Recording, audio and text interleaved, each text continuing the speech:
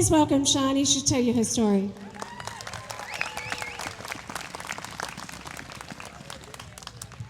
What's up, everyone? How are we feeling today? Hi all, I'm Shani and I'm a 14-year-old proud young Indigenous woman. And I would like to acknowledge that today we are standing on traditional custodian land of the Awabakal Nation. I acknowledge the elders of the past, present and emerging that are standing here. And I also acknowledge all you, my non-Indigenous and Indigenous brothers and sisters with me today.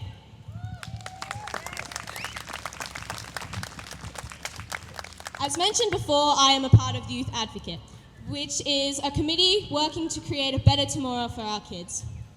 And speaking of the kids, I have a little message for all of you here. I get it. We all do. This has been a very scaring and worrying time for all of us, especially around our age, because there's the concern for our future. But kids, if you have parents that are fighting, like we all now, fighting for freedom, then your future's set, because the tides are turning, and we know this. Everything will work out. So don't be worried, it'll be all okay, and we'll have a better future than you can imagine. Also, if any of you ever want to come and chat, I'm always free to talk. Just come and approach me. I'm a pretty easygoing girl. Now, one of the many reasons I know all you adults are here is fighting for the freedom for your kids in the future. So our future generations don't have to go through all these disgusting lies. Well, I'm here for a few similar reasons. Not only am I fighting for all of you, my brothers and sisters, your freedoms and mine, but I am also fighting for the future generations, freedom and safety for them. And we can't afford to let this communist government win. I will fight hard and never comply to this disgusting, inhumane agenda. Even when this repulsive government tries to break me down, I will keep fighting. So I don't have to give this message to my family. Dear future generations, I'm sorry. I'm sorry we lost and let the crooks win. I'm sorry we weren't able to protect you. I'm sorry we weren't able to come together as one to weed out the evil that infected our society and make our world safe again. I'm sorry they still manipulate and lie to you, infecting your brain so you can't think for yourself, like the people I'm surrounded by in my time. I'm sorry they still stand alive to control and shape you into their image. I'm sorry we didn't stop them from taking over our home. I'm sorry you are going through the pain and suffering I did. This government agenda has been around for centuries, infiltrating itself into every small thing they can, like they were dogs, marking a territory that wasn't theirs to begin with. Which is funny, because that's exactly what they are. Even something as sinister and serious as the world wars and all the pandemics in the past were just plays in their plan to control us. When you are aware in a sense, none of it seems real. Everything our politicians have said in the past seem like lies. There are very few politicians in our history that started off good men and women, but eventually the power got to their head and twisted them. And I'm sorry that's still happening for you now.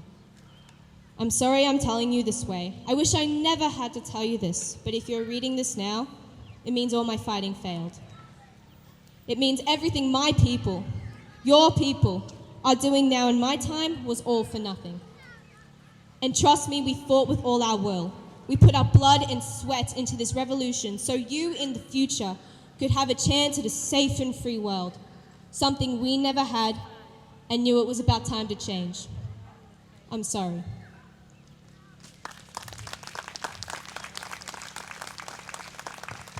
I never want to see my family reading this. I want to say to them, we won, you are free and safe now.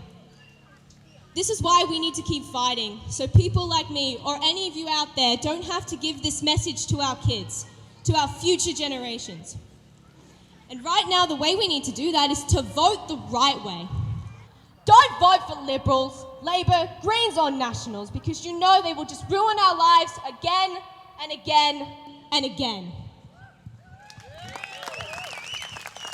Get as many independents in as possible so we can get these scumbags out that have ruined our lives and win back our country and our rights. And luckily today you have the chance to meet the amazing people that have decided we need a change of government. The people that will actually better our country for real. Thank you everyone, have a great day. You are my people, my mob, and I am so proud of all of you. I'm not here as a political candidate. I just want to share a little bit about myself and just share a story which hopefully will set a scene, I think, for what it is that we've gathered here for and why, and how that affects the decisions and what we're doing. So as Fiona said, I'm a firefighter. I thought actually that the fire and rescue were coming as a guard of honour for me just a few minutes ago, but they had a call over here. But that's been my job for 21 years as a professional firefighter, and before that I was a high school teacher. And I say that by way of saying, it's an understatement to say that I'm disappointed at the way in which the people we have put our trust in, be it the government, the employers, the unions, have literally abandoned the values that they are supposed to stand for. We have 4 underpinning values in fire and rescue organisations, and they are courage, respect, integrity and service. I just want to park those values there for a minute. I just want to tell you a little story. When I was younger, as a child growing up, I remember going to school. I went to a state school. I grew up in Canberra, and I remember my parents saying to me, look, in terms of finding the right friends to have, the right kids to hang around with, just be careful, because not everyone is going to want to be your friend for the right reasons. And if someone actually perhaps is dishonest or lies to you, just be careful that they might not actually be trying to be a friend to you for the right reasons. And if someone is to lie to you, well, look, be cautious, because they're not being honest, and there's no integrity in that. I don't think they used the word integrity to me when I was 5 or 6 years old, but I thought about that. And then they said, well, look, if someone tells you a lie once, well, you should be careful. If they build on that lie and they tell you another lie in order to win you over, then maybe you just need to separate yourself from that person. But perhaps, well, look, there could have been a reason for doing that, and you know that everyone's struggling in some way, so perhaps, look, give them a chance, you can forgive them. But when someone lies to you over and over again, then that's probably not a person that you want to have in your life. That's not a person that you can trust. And I find it ironic now that we're living in a nation where we have political leaders, we have unions, and we have all these people who we're supposed to trust ourselves with, who have got alongside us and said, hey, I'm with you, I'm your friend, and they have lied, and then they have lied again, and they have lied again, and they have lied again. And my parents would say, have nothing to do with those people. And so in the context of my role in the community as a firefighter, I was always there and realised that those values that underpin my organisation of courage and service and integrity and of respect, well, they are the values that really underpin our society. And if we don't hold on to those values in the way in which we make our choices, then we will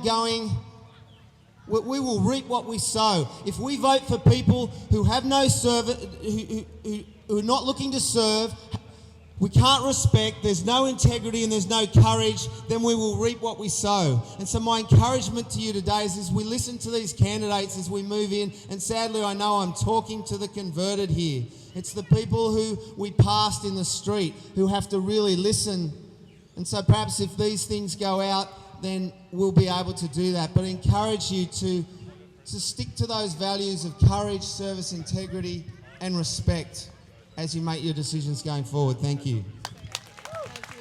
My name's Amanda Cook and I am the candidate for Newcastle for the United Australia Party. And standing here with me today is Ken Maxwell from Shortland and Jeff Passfields from the Hunter. So our party is based on freedom. We are a pro-choice party, and as Fiona said, from my background, I'm no longer working, and that was one of the reasons that I stepped up to be a candidate for the United Australia Party. I want to let you know that in 20 days' time, it's time to make your voice count. Use your vote to make your voice count, and let us be the voice for you. We want people in government who stand for the people in our community. We want people who have worked in our community, who have volunteered in our community. We want people like you and me to stand up there for us. So we know just by you all being here today, we already have your vote, if not for me, but for one of the candidates that is here today. We already know that. And we appreciate that. And we want you to know other ways that you can help us. So in 20 days' time, use your vote to let us be your voice. But in 8 days' time, pre-polling starts, and that's where a lot of the votes will start rolling in. If you want to be a volunteer for us or another party, please come up and have a chat to us today. In 8 days' time, that's when it counts. We need as many people at our pre-polling centres as we can, handing out our how to vote cards, holding up our signs, talking to your family and friends. So please come and have a chat to me, Jeff, Ken, or any one of the other candidates, and let us be the voice that you need going forward from here. Thank you. Sorry. Freedom fighters, are you awake? Sorry, I can't hear you. Are you awake? We are at the verge of something special here. We are making political history. I've watched for election after election while the minor parties have squabbled over the scraps, and the major parties have divided us against each other. Sorry, I'm doing my little authorised by in case this ends up on my video, okay? I've got to be authorised by Jeff Passfield. I live at Holmesville, okay, for the United Australia Party. There you go, that's gone. I can't do the video editing, okay? Seriously, we are here. We are standing together as one for the first time. But we need, as Amanda said, we need boots on the ground. The Newcastle Herald said the other day, okay, that the majors don't know what to do. They are stumped because their preferences are not feeding back to them this time. But it all depends on us getting the how to vote cards into the hands of the voters. That means we need to have people on every pre-poll. We need to have people on every booth. It is time, okay, we say that we are awake. It is time for us to rise up. This is our moment that we take our country back. Do not be on the other side of this, okay? There are three kinds of people. Those who watch what happens. Those who watch things and go, oh, I wonder what happened. And those who make things happen. We need to be the people today to make this happen. Together, we will win. I heard the news this morning. They've actually given our next threat a name. It's called shared equity. You listened to it this afternoon on the news. Anthony Albanese has announced a policy where they're going to have a shared equity. This is going to help people get into their homes. It's a lie. It is there to start taking charge of people's homes. And when the interest rates go up, next thing they'll be offering shared equity again. So just be aware, this has not stopped. But what I will say, whoever thought up the name of Bright Future for today, well done, because that's what we're here. It's a bright future. We're getting a bright future. Thanks very much. Now, just before I start, ladies and gentlemen, just a bit of housekeeping. If there's anybody here who hasn't had their 15th COVID vaccine booster, can I please ask you to wear a mask and socially distance? Now, just 2 days ago, on Channel 7 in Melbourne, Brett Sutton, who is the Chief Health Officer in the Soviet Socialist Republic of Victoria, so he's like the chief bureaucrat who's been behind all this extreme COVID reaction. And he went on Channel 7 and he said he spoke very frankly. He spoke, I think, too honestly. And he said, Well, you know, it's very, very hard to tell the difference between COVID and the flu. Surprise, surprise. Now, I suspect everybody here, pretty early into this mess, knew that COVID was the flu. Now, every year there is a flu that goes around in winter. Now, sometimes it's not that bad. Sometimes it's a bit worse than usual. Most of the time it's average. But, you know, once every 10 years or something, there's a really bad flu. And we all talk about it. We don't shut down society over it. We all talk to our friends. We probably for 5 seconds say, gee, got a bad flu. And people say, yeah, it's going around this year. Now, this is what COVID was. And Brett Sutton's finally admitted it. Yes, well, there's very little difference between COVID symptoms and flu symptoms.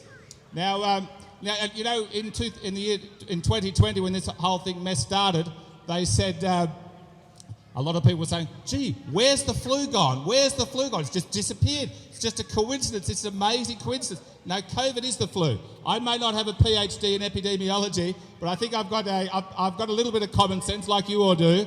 They rebadged a bad flu as COVID. Then they had to give it this sci-fi name to freak us all out. They couldn't call it the Spanish flu or the Wahoo flu, the Wuhan flu. They had to call it COVID-19. It sounded like some sci-fi name to freak us out. Now, the other thing that Brett Sutton said the other day was he said, and this was the really shocking thing, he said on live TV, on Channel 7, he said, yeah, we've got a really bad flu season coming up this year. And he says, if you are vaccinated, you can expect to get it worse. He said it. So it's he said if most Australians are vaccinated. He said it's going to be worse. Now, that sounds pretty weird. Now, the thing that freaked me out about the vaccine program when it started is that they rushed it to market so quickly. I thought vaccines were, you know, we had to be very careful with them because they can backfire, as our friends that I might know all about. They can backfire. But this one, and they usually take 10 years to get to market. No, this one, since they hyped up COVID so much, they then had to be our saviour. They had to come along with a solution. So we get this vaccine within about 10 months. And so they've come along and then they told us, oh, it's a brand new type of vaccine. It's an mRNA vaccine. Now, I don't know what the hell that means, but I do know it's a brand new type of vaccine and they've rushed it to market. And now Brett Sutton says, oh, well, if you've had the vaccine, you'll probably get a worse flu. And, you know, over Christmas, I'm from Sydney, a lot of people I knew had COVID. And it was sort of striking people who are unvaccinated like myself, and I got it. I was in bed for a day and a half. It wasn't that serious. And then, it was the vaccinated and the unvaccinated seemed to be getting it about equally. Well, look, the anecdotal evidence is, I know a lot of people who are getting bad COVID now. You know, they all seem to be people who've taken 3 shots or more. So it's a very unusual situation. Now, where did this whole thing come from? Why did we go through this hysteria? Now, I know that there will be people here today which have mixed views of President Trump, and I don't want to talk about President Trump today, but we would all agree that there was a lot of people that were hysterically anti-Trump. They just wanted to do anything to bring Trump down. Now, look, in my view, he was no wars under Trump, and the economy boomed, particularly for lower income people. But they had to destroy Trump. He was a threat to sort of the power structures. So what happened? He was on track to win. Then this bad flu comes along, and then we're not saying it wasn't a serious flu. You know, I know a couple of people who have been hospitalised, not for long, but yeah, they had to go to hospital. So they got this bad flu, and they made it 20 times worse, and we all had to stay at home, and they locked us at home, and they shut down our businesses, and they forced the vaccine on people, and it was all to create this hysteria, and then to blame it on Trump. And then they got rid of Trump, but then the genie was out of the bottle, so they just had to keep going along with this. So there's people out there that I believe are hooked on COVID. They love it. They love all the hysteria. They love all the power it gives them. But the really frightening thing about COVID is there's a lot of people out there, and I know there's a lot of... The coal industry is very important to Newcastle and to the Hunter area. There's exactly the same people that want to shut down the coal industry, exactly the same people at the World Economic Forum who are going to re-engineer our whole lives, are exactly the same people who have been shoving COVID down our throat and shoving vaccines into our system. So what's going to... And it's coming to an end. I think the people have woken up. A lot of people I knew who was saying a year ago, oh, you know, you're a terrible person, John Ruddock. The Liberal Democrats are terrible people. This is a very serious thing. A hell of a lot of people I know are now saying to me, oh, gee, you know, you might have been right about all that. Well, let me tell you the worst thing, and I'm going to finish up here in a moment. We've got economic hardship coming our way, okay, because you can't go and shut down the economy for 2 years. You can't go and shut down the businesses and hand out free money to everybody. Here's free money to stay at home. Here's free money to shut your business down. There's been a hell of a lot of dislocation, and we are going to be suffering the consequences. Now, the Liberal Democrats for 20 years, we've been a minor party, but we have been promoting freedom when it was popular, when it was unpopular. And so, look, I'm the Senate candidate for the Liberal Democrats in New South Wales. I very much hope I can win. Now, if the Liberal Democrats fall short on this occasion, I'll be thrilled if our friends at these other very good parties can win. So the Senate vote is particularly important, ladies and gentlemen. And so, as the previous speaker said, 3 weeks to go. Let's roll up our sleeves and let's turn Australia around. Thank you very much. We did. So the Liberal Democrats we've had our name for 20 years. Shortly after myself and Campbell Newman and others joined, and Ross Cameron and others, because a lot of people in the Liberal Party were furious with what the Liberal Party's done. In the middle of the pandemic, in the middle of the lockdown, they rushed through this legislation saying that, oh, you're not allowed to use that name anymore. Now, the Liberal Democrats are the true Liberals. We believe in small government, low taxes. The Liberal Party, they're not Liberal. And so they shoved this legislation through very quickly, and they said that we had to change our name. Now, we went to the High Court over it. We lost 4-3. It was a very tight decision. But we can use our name, the Liberal Democrats, at this coming election. So look for the Liberal Democrats and vote 1. Thank you very much. This is amazing. I see so much hope for change here. Closer to my mouth. So much hope. You know, what the majors want is to continue to introduce fear. Fear is what it is that divides us. And here today, I don't see any of that. We're all here, the candidates, we're all here for change. So, I looked at joining the Federation Party because I was looking for something as a solution that was a voice that sat in the middle. You know, my own perspective is that the truth always sits in the middle. You need to listen to both sides, but better to approach things and move forward from the middle. And that's what the Federation Party is about. We're here to listen, not dictate. We've got some ideas. We've got some policy ideas. We want input from the community. And so part of that is every single candidate of our party chooses to make a pledge to their community. And I'm here today to actually make that pledge.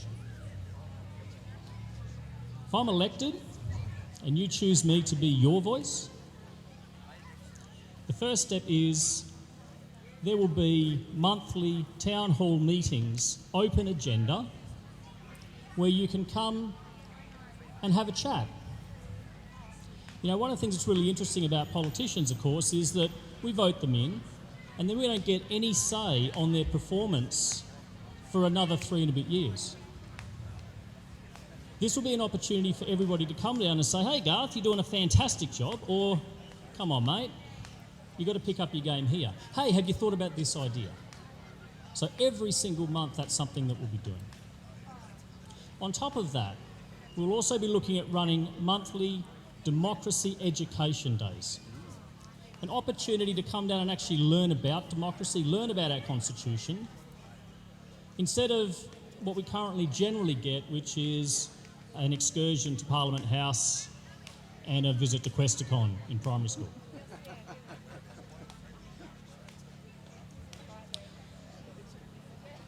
The third thing is that the party gives every single candidate a conscious vote on everything.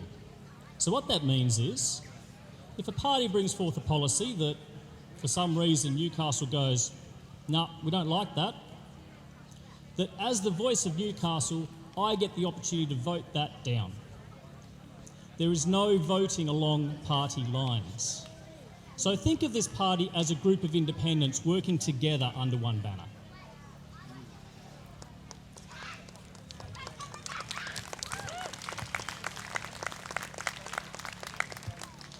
All policy as it's being developed will be put towards professionals that know things in that area. I'm a chiropractor, I'm a business person, I'm a family man. I know some stuff about that, but there's a whole heap of things I don't know.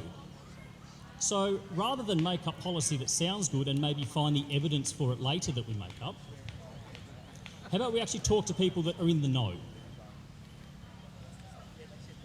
As well as that, once the policies have come to that point, we welcome community consultation. So it'll be completely open for everyone to have their say so that we can all play a part in forging the future that is good for all of us.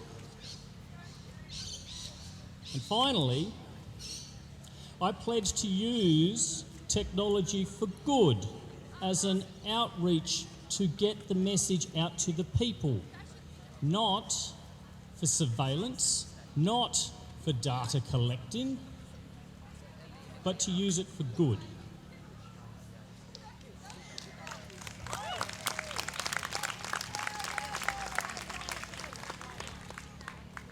Thank you all for coming down today. I'd love, if you come across to where I am over there, I'd love to have a chat with you all. Let's put the majors last.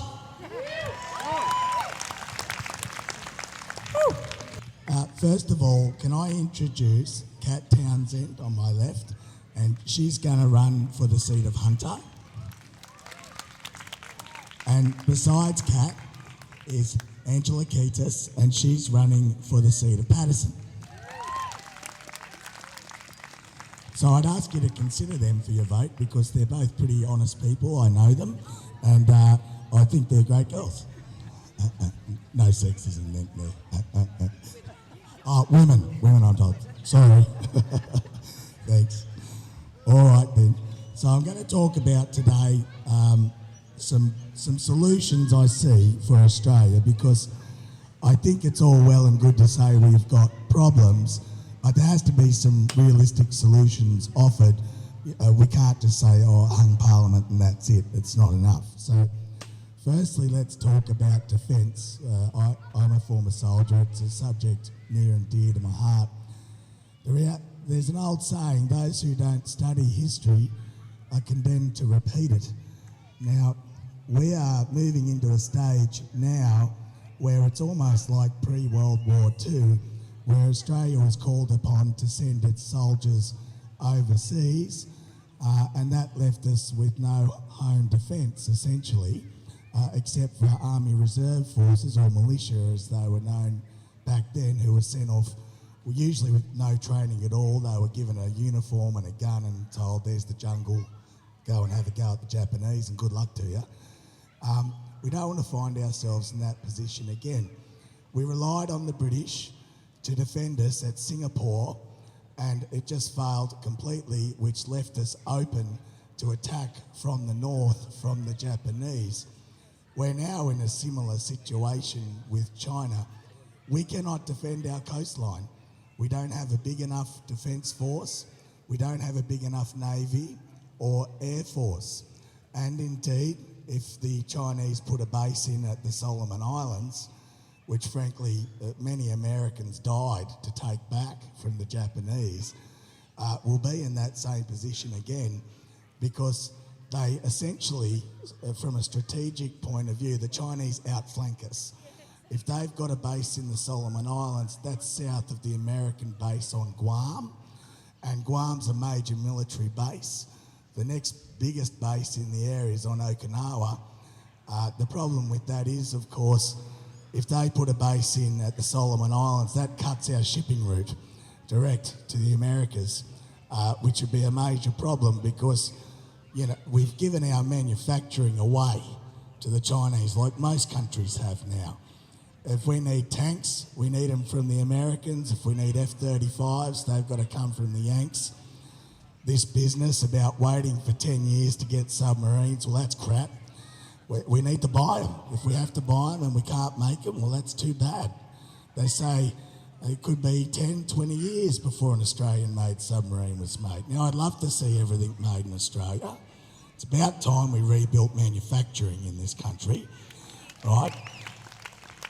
Young people here might not realise, but back in the day, when you bought Australian, you knew you were buying quality, right? People had pride in what they built in this country. We used to make cars here, well, that's all gone, and it's ridiculous. We need to have a solution to beef up our Defence Force. To do that, we need to make service more inviting to the young. We need to have something like the American GI Bill, where if you go and serve in the Army or Defence Force, you can get free university, or you don't have to pay for your TAFE course. That's one possible solution. We should say to someone, if you want to do 4 years in the Army, afterwards you'll get a guaranteed apprenticeship, if that's what you want to do. There needs to be a situation where we have a greater size Army Reserve. Now, I'm not talking about conscription. I've never agreed with conscription. But it should be the case that it's automatically offered to anybody who wants to serve, that they can get in and serve in some capacity. Another thing we're going to have a conversation about, it's an untidy topic, but I'm going to raise it. Australia needs to look now at having medium-range missiles. We need to have a look, particularly here in Newcastle. We want those submarines based in Newcastle. That's jobs for Newcastle. Another issue there is protecting the subs.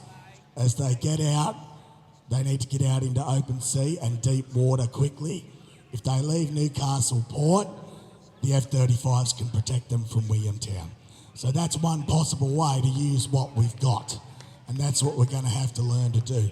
And if we don't do it now, it'll be forced upon us later when we're fighting a war, which we're not going to be ready for. Oh, is it 5 minutes already? Oh my God, well, I had plenty more to say. Look, can I say this? I got told this morning by somebody of possibly my life's greatest achievement. Apparently Labor have put me last on their how to vote card. Woohoo! Damn straight. I love it. All right then, can I say this? I'll be number 5 on the Newcastle ballot. And Kat's number 5 on the Hunter ballot. Do you know where? And Angela's number 4 on Patterson. If you don't want to vote for me, then don't, but at least vote for One Nation, UAP, or the Australian Federation Party, because we're all preferencing each other. All right? Go put your votes down and make sure Labor and Liberal are dead last. No matter what else you do, put them dead last. All right, I'm getting pushed off stage. So I just like to say thank you all for your time coming out on this Sunday. It's much appreciated. Thank you. Hi everybody, how you going? All right, I'm going to be about 4 minutes. I'm going to keep it fairly brief. I'm going to speak about a few things. For those of you who don't know me, I've been sort of involved in this movement since mid last year. When Sydney was locked down and it was looking like Newcastle was getting locked down, we could see that one of the things they were doing was isolating people, stopping people from communicating. So we started a Thursday night group down at the tram sheds at Newcastle Foreshore. We're still doing it every Thursday night at 6 p.m. We just come along, bring a plate of food if you want, or some snacks. We just do a little barbecue. But it's all people like you who get to talk. We get a lot of the candidates coming so you can have an informal chat to them. And it's just a nice time for people to communicate with each other, particularly if you think a different way to everybody else. You'll be well received. We have a good talk and it's a good night. Anyway, we do that every night and we found it very, very effective. We built a very big group up last year when the lockdowns happened, and we broke that isolation. And we keep people's details if you want to give them to us, because if we get locked down again, which who knows after this election what they're going to bring, and they try to isolate us again, you'll have a group who you can communicate with, a big group, about what's going on and share information here. So that's open to everybody on Thursday nights. I'm also a lawyer that does a lot of work in helping people keep their jobs. Now, on to what I'm talking about, which is how to vote. You will get 2 bits of paper when you go into the polling station. One will be a green one, that's for the House of Representatives. That's the easiest one. You just number that one from lowest to highest, 1 through to how many there are, might be 7 or 8. Obviously, our objective is to put the majors last. And in terms of the absolute last, if there's a major sitting in this seat, you put the sitting member. I'm not going to name them, but you put the sitting member absolutely last. That's where you start. Then you find your favourite candidate for the House of Reps. Hopefully they're one of these fine people here today. Now, to really get to know them, I strongly encourage all of you to go and speak to them. They're over there now. Most of them aren't even, they're just talking to each other, the candidates. Go and harass them and go and find out who exactly they're preferencing. This is something they will tell you. They'll also tell you their policies, which are vitally important. A lot of the policies that appear on their websites mightn't be what your particular candidate necessarily emphasises in their policy directions. Go and find out what they are, and go and find out if you like them, because that's the easiest way to find out who you're putting down for number 1 in House of Reps. So then you go through, follow it through, and this is what I encourage all of you to do. Who's seen the Topher Field Marbles video? Can I see a show of hands? It's pretty much everyone. That's fantastic. That is the number 1 best video. Obviously, I can't cover it all here. It goes for 18 minutes, but it's 18 of the best minutes you'll spend in understanding how the preferencing system works. He uses marbles and shows how if your candidate doesn't get in, your vote flows into the next one on your list and the next one and the next one. And that's why it's absolutely essential to understand the order of your votes and also understand which candidates are preferencing who. I know there's been talk of one particular minor party preferencing Liberal and Labor in certain seats. And if you look on a lot of their websites, it's not entirely clear. The best way for you to find out is here today, they're all here, go and ask them face to face. It's a great icebreaker for a conversation, and you can do that. Now, the second part of voting is you get the gigantic Senate sheet. Am I 5 minutes? I've got 1 minute, all right, here we go. This is the famous top and bottom line one.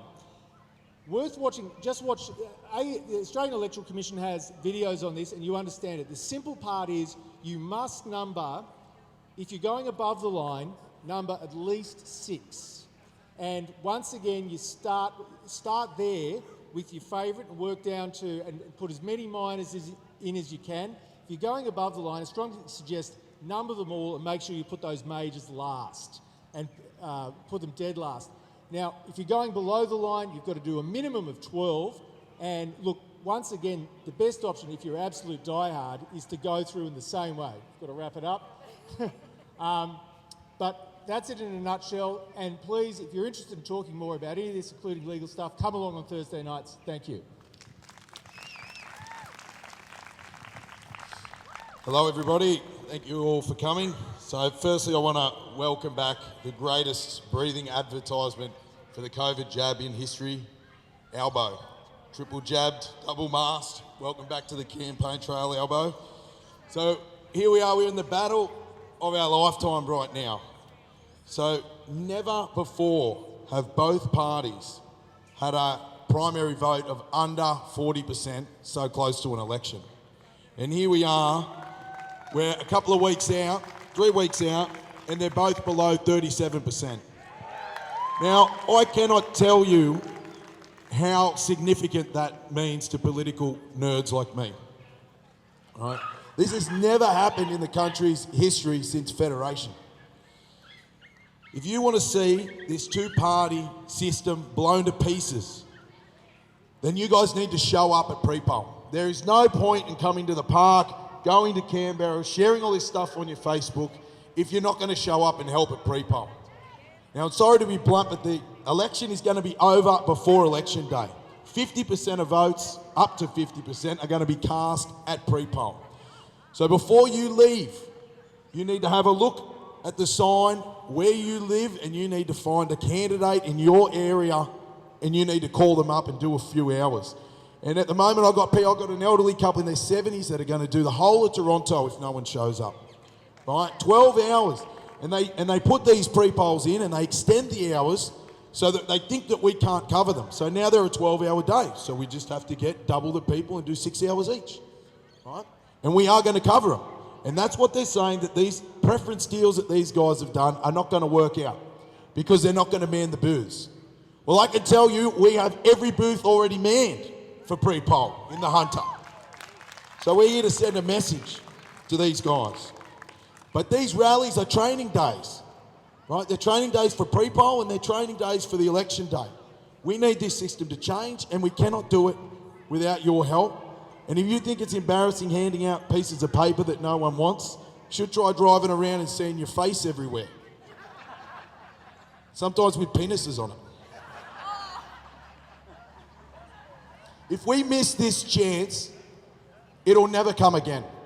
This preferencing system that we have here is a superpower. We just haven't used it before, right?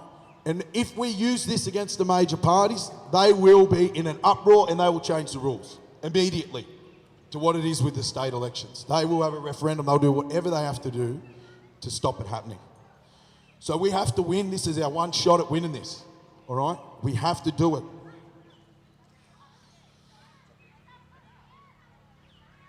I've never been ashamed of my politicians before in my life. Disappointed, yes, but I've never been ashamed to say that I'm an Australian and stand under that flag with those politicians representing me. But last year, when I watched people watching their funerals of their loved ones on Facebook Live, I thought that's it. That's the breaking point, right? We are all going to die one day, and we know it. It's what separates us from our animals, is that we know of our own mortality and we prepare for it. And to watch people have to watch that digitally because they couldn't cross it, an imaginary line, a border, was just disgusting. No civilization should allow its people to walk through the valley of death by themselves.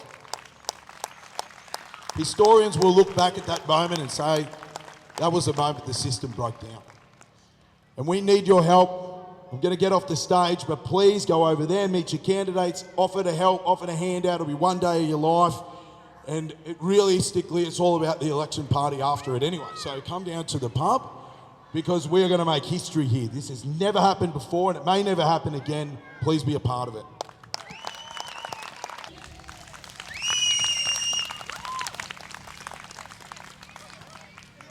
Hello, all you wonderful people.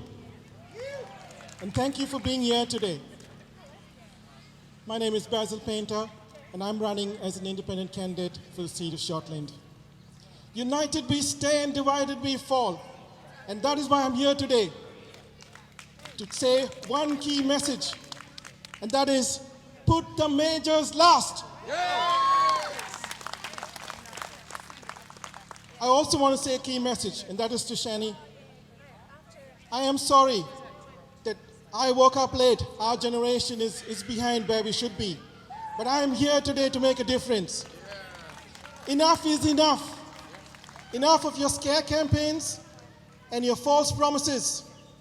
That is not going to put food on the table or put a roof above our heads. I feel your pain, and that is why I'm here today. My plan is to fight for affordable housing.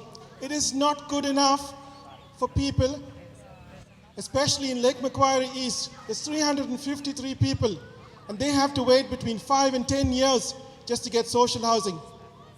That is not good enough. This government wastes money on cancelled contracts. Just check the submarine deal and how much money they've lost or poured down the drain. My plan is to fight for wage increases. We all know the cost of living has gone up. We all know inflation has gone up. Fuel prices, groceries.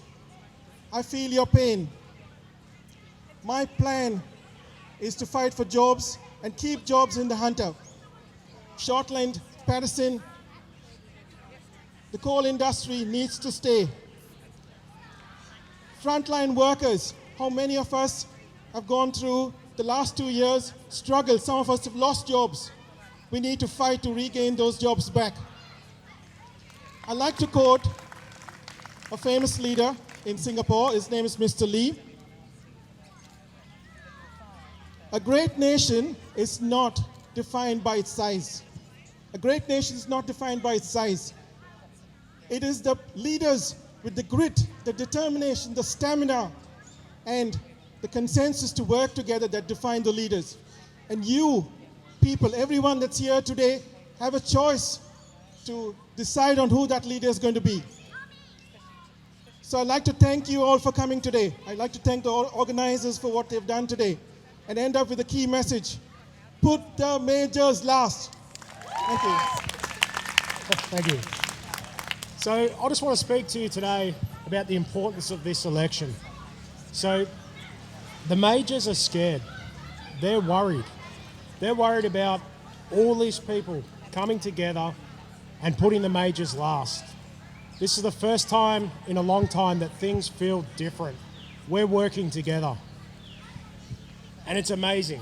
It's great to see you people here. But as the people before me spoke, we need everyone to get out there. We need to man these pre-polls and man the polling days. Okay? I got put last by Sharon Clayton. And then they put Bill Hussey second last. And they put all the other freedom-friendly parties last. And that tells me she's worried. And she should be, because I'm coming for her job. And I won't stop. Now, I just want to quote John F. Kennedy. Ask not what your country can do for you, but what you can do for your country. Now, if you give that a moment's thought, what that means is if you sit around and do nothing, the country's going to do nothing for you. You all need to go out there, send a message, and grab it and seize the moment. We have a chance to make political history, not just in Newcastle, but in the Hunter, in Shortland, and in Patterson. They are worried. They are scared. This is the first time that they have been threatened. Seats are on the verge of being flipped. We need to send people to Parliament that represent us, represent freedoms, represent jobs, represent families, the mums, the dads, the small businesses. We need to stand up and fight for that. The cost of living's gone up. Jobs are getting harder to get. Inflation, wages have stagnated. It's hard to put a roof over your head and food on the table for your family. And I can't live in a country where people are going to struggle like that. At the poor decisions of people that we've sent there. We've sent them there. We need to hold them accountable. We need to send a message to them and say enough is enough. So I'm asking that everyone here, please, today, come forward, put your hand up, come see all these fantastic parties that are all here under the one message of put the majors last. Come and see the great volunteer groups we've got coming with the Freedom Collaborative and Reignite Democracy Australia. We need to man every single pre-poll, every single polling booth, and how amazing would it look? It would be cake on the face for the majors if people are turning up to a polling booth and they see every single minor party represented. That's what I want to see. Thank you. I'm reminded to say, without debate, there's no democracy. And when was the last time we had a proper political debate? Right? We just don't do it. Now, there happens to be 5 booths here, and including us, we're a bit too poor to have a booth. There's 6 of us here, so 6 above the line, you've made your choices fairly straightforward. But what I'm going to talk about now is why you should actually put the legalised cannabis party first. Because everyone here is genuine, the parties, and everyone here is talking with passion. But passion actually doesn't get things done. You need a plan, and you need a workable plan. Right? We heard some nonsense about going to war with China. Well, stop buying their goods if you want to go to war with them. But you don't fix that by buying American airplanes. I live in the Hunter Valley. 4 years ago, we jumped ship from Sydney to create an Earth Ark because I now no longer have any confidence that the government of any stripe, any major stripe, can actually look after our basic needs into the near future. Are you all aware that 80% of our fuel comes through one refinery in Singapore? 80% of the East Coast fuel comes from one refinery in Singapore. Makes it pretty fragile. Anyway, I was talking about plans. So what is our plan? With one change of legislation, that is to repeal the cannabis prohibition. With one change of legislation, the repeal of the prohibition, and the prohibition of cannabis should never have been put in place. In 1995, we made a documentary, which you can watch on YouTube, called $1 Billion Crop, and it shows the political basis of the prohibition. Basically, the story in a nutshell is we had this magnificent natural fibre. They wanted to get nylon into the market, so let's make that traditional, wonderful natural fibre illegal, and all the rest is history. In fact, most of our problems ecologically and to a greater degree politically have come because of the cannabis prohibition. Firstly, there's been a massive transfer of funds from our farmers to petrochemical companies, right? A country's wealth really should be based in its primary production. In the 50s, when wool was a pound, this was a phenomenally wealthy country. Even in the late 60s, early 70s, it was a wealthy country. We're not a wealthy country anymore. We've just got a big bank card debt. How can we get rid of it? Listen to this. We legalise cannabis. There's already legal grounds for growing, but we have to remove their stupid and expensive restrictions so it can be done on a huge scale. That by itself will have a major impact on Australian agriculture by reducing our need for irrigation water, such as used in cotton, and a massive reduction in chemical use, which is money flowing out to American pharmaceutical companies. With our paper needs, we're spending more than $1 billion a year importing paper, whereas we're chopping down trees in Tasmania and other old growth forests and sending them to Japan at lower than the price of recycled paper. This isn't the intelligence that'll take the country into the 21st century. Hemp paper, as you all probably know, is the archival paper of choice and something that has been used for thousands and thousands of years. What you probably don't know, that as early as 1941, Henry Ford built a car out of hemp-based plastic. And if you look at the $1 Billion Crop documentary, you'll see Henry Ford beating this car body with a sledgehammer with no impact made at all. Just imagine the impact that would have on everyone's lives here. No rust, no panel beating, lower insurance, lighter vehicles. The whole thing would be a major improvement, just that one thing alone. But we're only running candidates in the Senate at this stage, and last Senate election we actually pulled more votes than all the minor parties combined. And for that reason, I'm suggesting that you actually put us first with all the others in a cluster, simply because I've had now 30 years of fairly hard activism, because this idea is something that can work. Someone mentioned affordable housing. We pioneered the use of hempcrete housing in this country. We can make houses now at about half the cost of traditional masonry, which are completely fireproof and completely termite-proof, with better thermal and acoustic insulation than any other material, and no problem with allergenic outfuming. Right? That's the way we're going to get cheap housing. Microplastics are a disaster. Every time you wash a polyester shirt, eh? Oh, right. That's the only advantage of being last. Right? You haven't got someone winding you up at the front. Yeah. Listen, no, this is serious stuff, mate, serious. Every time you wash a polyester shirt, you shed a gram of microplastics. Scientists have detected microplastics not only in us and animals, but in the plants, in the vascular tissue of the plants. Things are getting out of control. When was the last time an Australian politician talked to you about Fukushima?